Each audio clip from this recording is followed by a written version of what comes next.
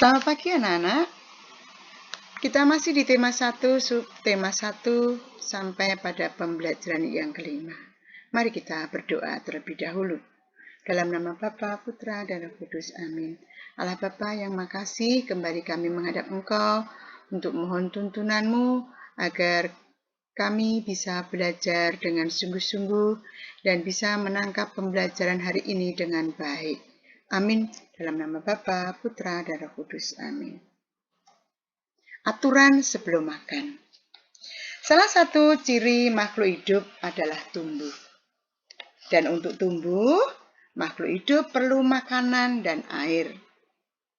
Makanan yang baik untuk pertumbuhan adalah makanan yang bersih dan sehat. Maka, kebersihan makanan itu harus dijaga dengan cara menutup makanan. Perhatikan gambar yang pertama. Makanan itu menjadi makanan yang bersih karena ditutup dengan tudung saji. Mengapa harus kita tutup? Untuk menjaga kebersihan, karena makanan yang bersih akan mempengaruhi pertumbuhan kita. Jika makanan yang kita makan tidak bersih, kesehatan dan pertumbuhan kita juga akan terganggu.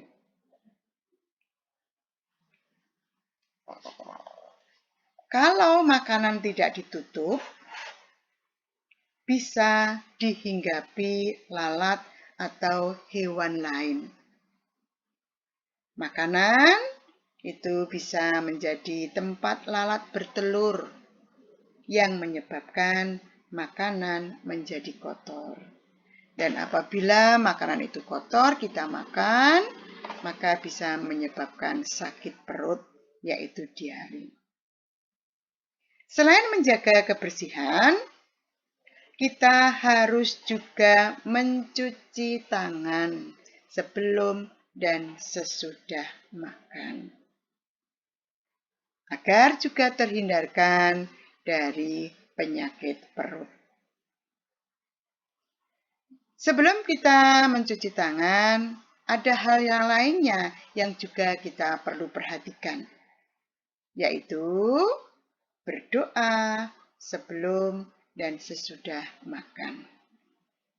Berdoa untuk berterima kasih atas karunia, atas rezeki yang diberikan oleh Tuhan.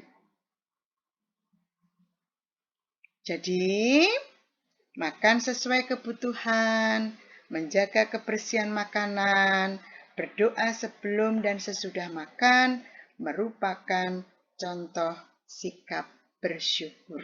Masih ingat anak-anak? Sikap bersyukur sesuai dengan sila? Iya. Sikap bersyukur merupakan pengamalan sila pertama Pancasila, yaitu ketuhanan yang Maha Esa. Jika kita sudah makan sesuai kebutuhan, menjaga kebersihan, berdoa sebelum dan sesudah makan, berarti kita sudah melaksanakan sila pertama Pancasila.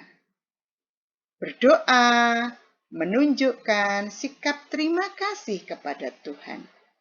Selalu berdoa sebelum dan sesudah melakukan kegiatan, itu merupakan contoh pengamalan sila pertama Pancasila. Sebagai refleksi dan aksi, kamu ambil sikap, duduk tenang, dengarkan pertanyaan dari Bu Anas. Sudahkah aku menjalankan aturan sebelum makan?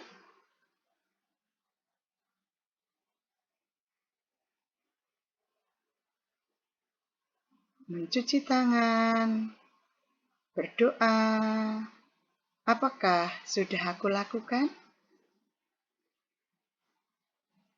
Dan sebagai aksi, apabila belum kamu lakukan, mulai sekarang kamu menjalankan aturan sebelum makan. Cuci tangan, berdoa, dan selalu menjaga makanan itu tertutup agar tidak dihinggapi oleh lalat dan hewan yang lainnya. Menentukan hasil penjumlahan dua bilangan. Anak-anak bisa melihat itu adalah perusahaan susu sapi. Dan susu sapi adalah salah satu contoh makanan yang sangat baik untuk kesehatan kita. Beberapa perusahaan memproduksi susu sapi dalam bentuk kemasan kotak siap saji agar mudah dikonsumsi dan terjaga kebersihannya. Berikut ini adalah jumlah susu kemasan kotak yang dapat dihasilkan oleh beberapa perusahaan.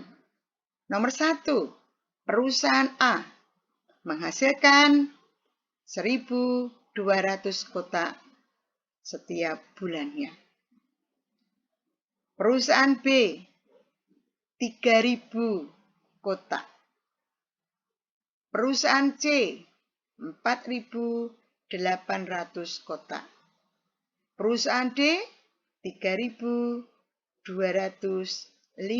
kotak. Dan perusahaan E, 2.200 kotak. Pertanyaannya, berapa jumlah susu kemasan kotak yang dihasilkan perusahaan A dan perusahaan D? Kamu cari. Di dalam tabel itu, perusahaan A menghasilkan berapa, anak-anak? 1.200. Sedangkan perusahaan D, 3.250. Karena pertanyaannya berapa jumlah, maka jumlah angka yang A 1.200 ditambah dengan jumlah hasil perusahaan D 3.250. Agar mudah mengerjakan, kamu tulis dengan cara bersusun. Jangan lupa mengerjakannya dimulai dari angka satuannya terlebih dahulu.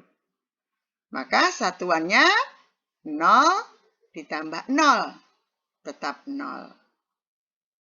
Kemudian puluhannya 0 ditambah 5 sama dengan 5. Ratusannya 2 ditambah 2 sama dengan 4. Dan ribuannya 1 ditambah 3, hasilnya adalah 4. Maka jumlah susu kemasan yang dihasilkan perusahaan A dan D adalah 4.450.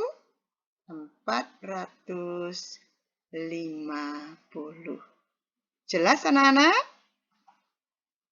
Tugas kamu mengerjakan LKS halaman 21 sampai 22, yang A nomor 3 dan 4, yang B nomor 5, sedangkan yang C nomor 2 dan nomor 3.